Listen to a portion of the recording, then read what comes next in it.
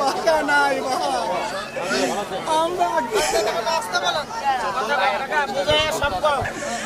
আমরা কিস্তি কইরা ঘর কইরা সেই ঘরে যাতে আরে ভাই একটা পরিবারের জাত থাকে ও ভাই রে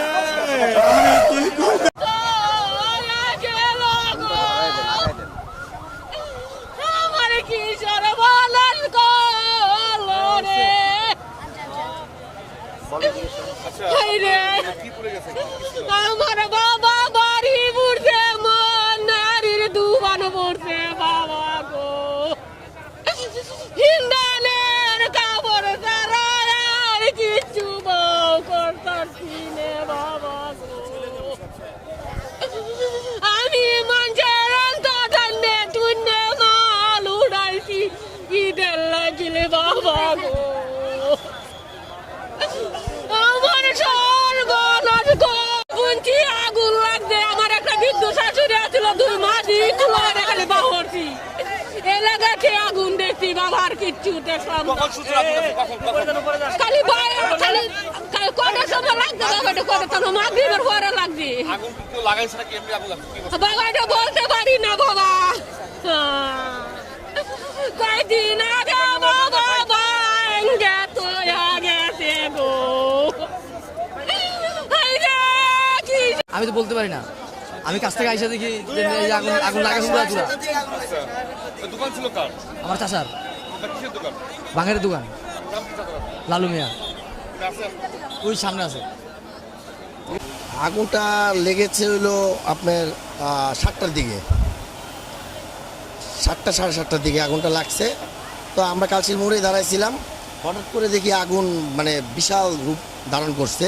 তো ফার্স্টে একটা ফায়ার সার্ভিস গাড়ি আসছিল, তারা নিয়ন্ত্রণ করতে পারে নাই। তারপরে আপনার 3-4টা একসাথে গাড়ি আসছে, তারপরেও নিয়ন্ত্রণ করতে পারে নাই। কারণ আপনি বাসগুলো তো শুকনা বাস, হ্যাঁ, আর এই জায়গায় অনেক ভাঙ্গারির আপনার প্লাস্টিক, হ্যাঁ, বোতলের প্লাস্টিক, হ্যাঁ, এগুলো আবর্জনা অনেক ছিল এই জায়গায়। ভাঙ্গারি সিরিয়ালের সব করে ভাঙ্গারি দোকান ছিল। আর এমনি আপনারা জানেন যে এই জায়গাটা ওই যে আপনার সরকারি খাস জমি নাকি, তারা মেডিকেল করবে নাকি, সেই জন্য এই জায়গাটা 3-4 দিন আগে একটা গ্যাঞ্জাম হয়েছে, ভাঙছে। হ্যাঁ, এখন বাকিটা তদন্ত সাপেক্ষে আপনার ফায়ার সার্ভিস আর পুলিশ বলতে পারবে। দোকান বাঙালির দোকান ভাই, একটা বড় দোকান আছিল। কইতারি না ভাই, আমি সন্ধ্যা খালি তালা মারে বাসায় গেছিলাম। আর আমার বড় শুরু করে গেছে, আম্মা দোকান আগুন লেগে গেছে ফাঁসা দিয়ে, আইতে আইতে সব শেষ। খালি গেছি হাঞ্জার রাখতো, আমার আজানটা পড়ছে আর আমি তালাটা মারে খালি গেছি 2 ঘন্টা, আমার কিছুই বাহর করছি না।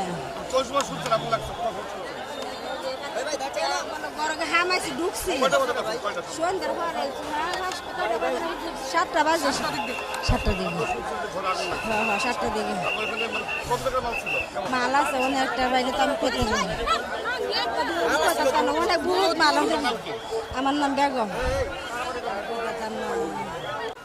আমার 50 টাকার উপরে মাল ছিল এখানে। হ্যাঁ, কালকে আগুন ধরাইছিল নিবাইছারা, আজকে ধরাই দিছে।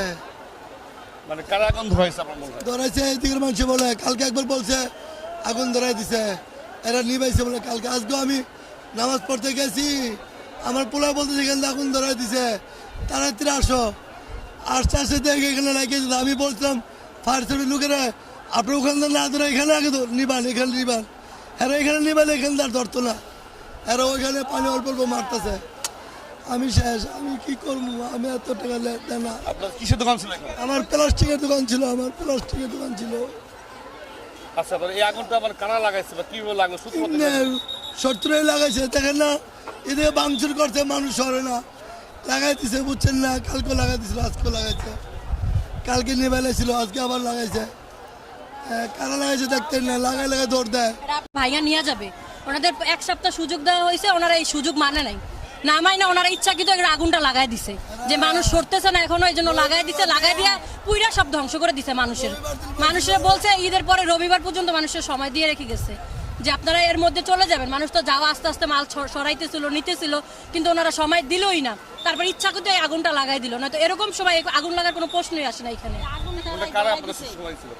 এখানে হচ্ছে আর্মিরা, তারপরে হচ্ছে আপনার সিটি কর্পোরেশনের লোকেরা এখানে হচ্ছে বস্তি উদ্ধার করতেছে। আপনারা কিছুদিন যাবত দেখতেছেন, খবরের নিউজে দেখতেছেন, ওনারা হচ্ছে এখন ছুটিতে গেছে দেখে রবিবার পর্যন্ত সময় দিয়ে গেছে।